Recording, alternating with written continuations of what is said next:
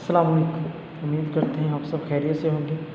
और आज हम एक नए टॉपिक के साथ आए हैं और उम्मीद करते हैं कि ये टॉपिक आपको अच्छा भी लगेगा और समझ भी आ जाएगी। ये थोड़ा सा ना बुक से हटकर थोड़ा सा बेसिक है।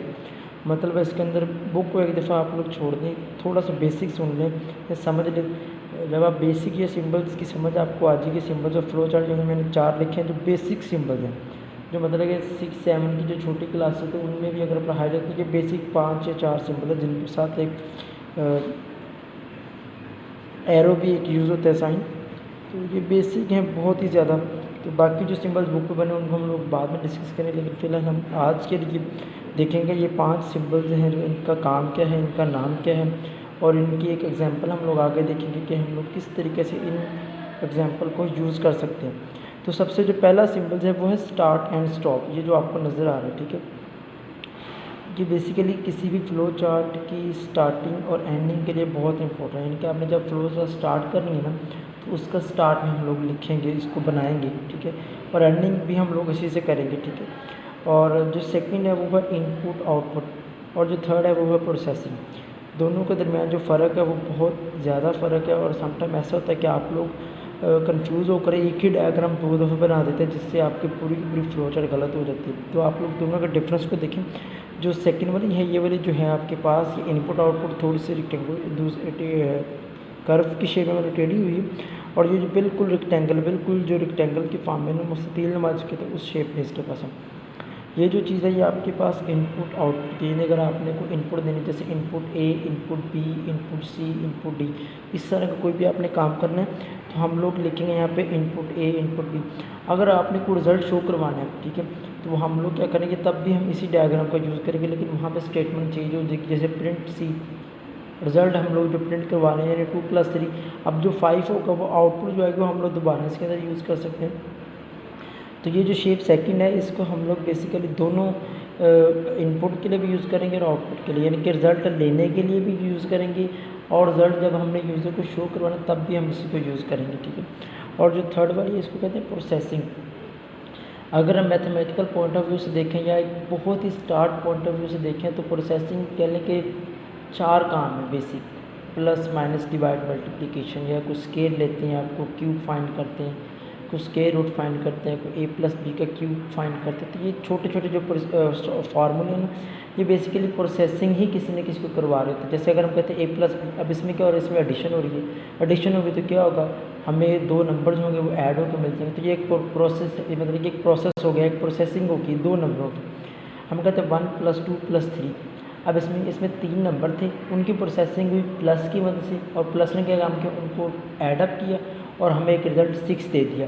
तो प्रोसेसिंग के अंदर स्टार्टिंग के तौर पर आप सिर्फ इतना ध्यान में रखें कि आपने कोई छोटी मोटी सी कैलकुलेशन इनके अंदर करनी है जो आपसे वो कहेगा। अभी हमने एक नेक्स्ट एग्जांपल जो लिखी वो मैंने प्लस की लिखी है, तो आपको प्रोसेसिंग का थोड़ा सा अंदाज़ा उसके अंदर हो जाएगा। फिर आता है डिसीजन सिंबल। डिसीजन सिंबल कहते हैं, डिसीजन जैसे आपको नाम का इससे अंदाज़ा हुआ कि डिसीजन कहते हैं फैसले को। फैसला आप देखें, अगर हम एक डेली लाइफ में एग्जांपल लेते हैं तो कहते हैं जी कि फ़ैसला मेरे हक़ में आएगा या मेरे हक़ में नहीं आएगा, ठीक है। 2 बातें वहाँ पे होती हैं, ठीक है, यस या नो की फॉर्म में।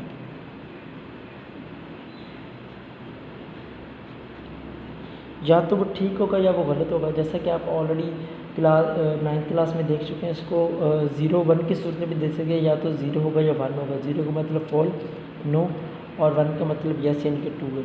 तो उसी तरह हम लोग इसके अंदर भी क्या करेंगे, इस बॉक्स के अंदर हम लोग कोई कंडीशन अप्लाई कर देंगे, ठीक है। उस कंडीशन जो है वो चेक की जाएगी कंडीशन। अगर वो कंडीशन ट्रू होगी तो हम उसको यस वाले ब्लॉक में, और अगर नो होगी तो उसको नो वाले ब्लॉक में, यानी कि यहाँ पे 2 ब्लॉक बनेंगे, एक यस एंड नो। इसकी जो एग्जांपल है वो डेली लाइफ में वो ये कि अक्सर हम लोग एटीएम कार्ड वगैरह यूज़ करते हैं या कोई इस तरह का और कोई चीज़ यूज़ करते हैं। तो जब हम लोग एटीएम कार्ड से पैसे विड्रॉ करा चुके होते हैं तो सबसे एंड पे सम बैंक जो एटीएम मशीन है वो आपसे एक सवाल पूछती है। सवाल क्या पूछते हैं कि are you take more transaction, कि आप मज़ीद पैसे निकलवाना चाहते हैं या नहीं। तो उसके अलावा एक और सवाल भी होता है, आपसे वो रसीद के बारे में पूछते हैं कि आप रसीद लेना चाहते हैं कि नहीं। अब आपसे उसने सवाल पूछा are you take more transaction, आप उसको आंसर देंगे यस या नो की फॉर्म में, ठीक है। आपकी स्क्रीन पे यही दो मैसेज शो हो रहे होते हैं। हम लोग अगर यस को करते तो वो उसको दोबारा स्टार्ट से ले जाता है, ठीक है। वो प्रोसेस को दोबारा रिपीट करता है, यानी कि यस का मतलब उस काम को एक दफ़ा और किया जाए। अगर आप नो पे क्लिक करते हैं या उसको बटन को प्रेस करते हैं तो वो क्या करता है, आपके कार्ड को बाहर निकालते हैं, एग्जिट करवाते हैं, मतलब कि आपका काम, आप ये काम दोबारा नहीं करना चाहते। तो ये डिसीजन का काम है कि इसके अंदर हम लोग कोई एक कंडीशन लगा देते हैं, या कोई कंडीशन अगर लगी हुई है तो उस कंडीशन को चेक किया जाएगा, कंडीशन ट्रू है या फॉल है, तो उसके अकॉर्डिंग ही हम लोग कुछ ना कुछ इसके अंदर आगे वर्क करेंगे। अभी मैंने इस एग्जाम सेम सिंबल को मैंने आगे यूज़ नहीं किया। अभी आप 1 2 3 और इसको देखेंगे आगे नेक्स्ट एग्जाम्पल जो मैंने लिखी हुई है, और उसके बाद अगर आपको उसकी समझ आती है, उम्मीद करते हैं समझ तो इंशाल्लाह आपको आ जाएगी। और उसके बाद देखेंगे कि हम लोग इस सिंबल को लेकर किस तरफ चलते हैं। और ये जो लास्ट वाला ये एरोज़ है, मतलब कि अगर हम एरो लगाते हैं किसी भी तरफ तो वो हमें अंदाज़ा करता है कि वो किस तरफ डाटा जा रहा है। जब एरो इस तरफ लगा तो इसका मतलब कि आपका इस तरफ से आप इस तरफ मूव करना है। अगर हम इसको आप ऊपर से नीचे की तरफ यूज़, मतलब ऊपर से नीचे की तरफ हमारा डाटा फ्लो कर रहा है, ठीक है। तो उसके बाद जो है हमारे पास अब यहाँ पे एक एग्जांपल मैंने लिखी हुई है, आपको यहाँ पे नज़र आ रही होगी एग्जांपल एक, जिसमें example how to add 2 numbers. अब हमने किसी को समझाना है कि 2 नंबरों को ऐड कैसे करते हैं। अभी यहाँ पे आपका क्वेश्चन होगा कि हमें पता है कि हम लोग किस तरह 2 नंबरों को ऐड करते हैं, 2 + 3 या 1 + 2 नंबर ऐड हो जाएंगे, लेकिन नहीं। कंप्यूटर के अंदर जब आप कोई सॉफ्टवेयर डेवलप करते हैं तो आप लोग डायरेक्ट ऐसा काम नहीं करते। हम लोग क्या करते हैं, उसका जो फर्स्ट स्टेप होता है वो एल्गोरिथम होता है, सेकंड फ्लो चार्ट होती है। उन फ्लो चार्ट के बाद हम लोग आगे प्रोग्रामिंग की तरफ जाते हैं, यानी कि कोडिंग उसकी लिखते हैं। जो आपने 9th क्लास में कुछ प्रोग्रामिंग लैंग्वेज पढ़ी थी, C++, जावा या कुछ और पढ़ी थी, वो हमारे बाद का है। लेकिन सबसे पहले हमने उसके एक एग्जाम्पल का इनिशियल जो स्क्रिप्ट है ना, उसको देखना है कि वो किस तरह से वर्क करेगी, यानी कि उसके स्टेप्स लिखने हैं। अब हाउ टू ऐड 2 नंबर्स, ठीक है। अब अगर सवाल को देखें तो सबसे पहली बात तो यहाँ हमें पता चल गया कि हमने प्लस करना है, नंबर 2 है, कोई से 2 नंबर, ठीक है, ए और बी। अब हम लोग क्या करेंगे, हम लोग सबसे पहले एल्गोरिथम बनाएंगे, फिर उस एल्गोरिथम के बाद हम लोग फ्लो चार्ट की तरफ जाएंगे, क्योंकि फ्लो चार्ट जब भी आपने बनानी है, जब तक आपके पास एल्गोरिथम नहीं होगा आप लोग फ्लो चार्ट नहीं बनाएंगे, ठीक है।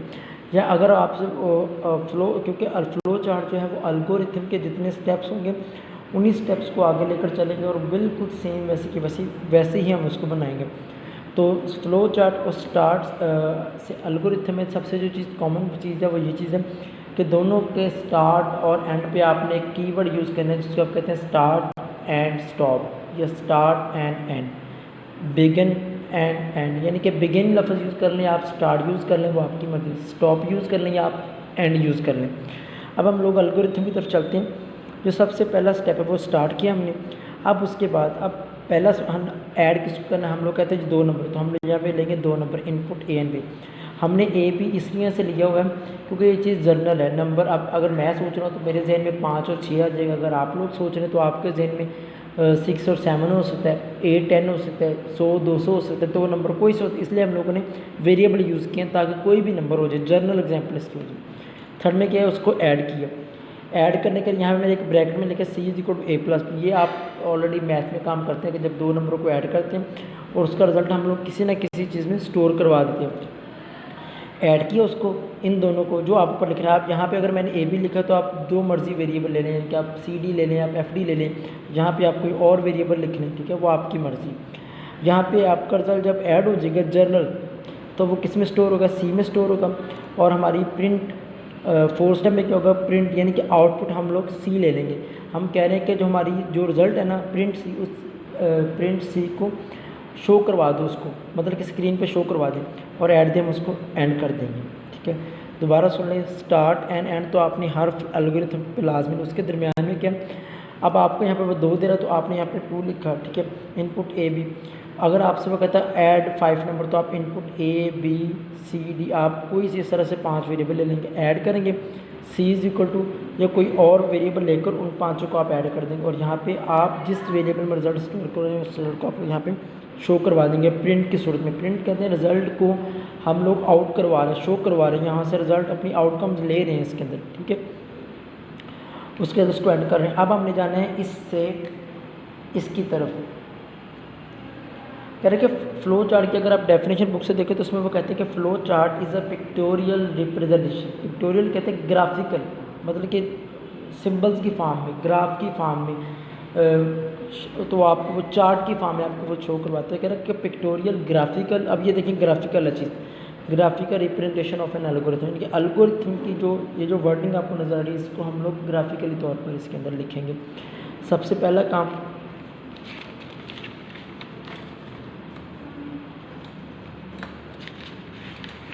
अब ये देखें इसके अंदर स्टार्ट एंड स्टॉप के जो डायग्राम थे हमने देखी थी, ठीक है, स्टार्ट एंड स्टॉप की हमने सबसे पहले वो डायग्राम बना दी, ठीक है।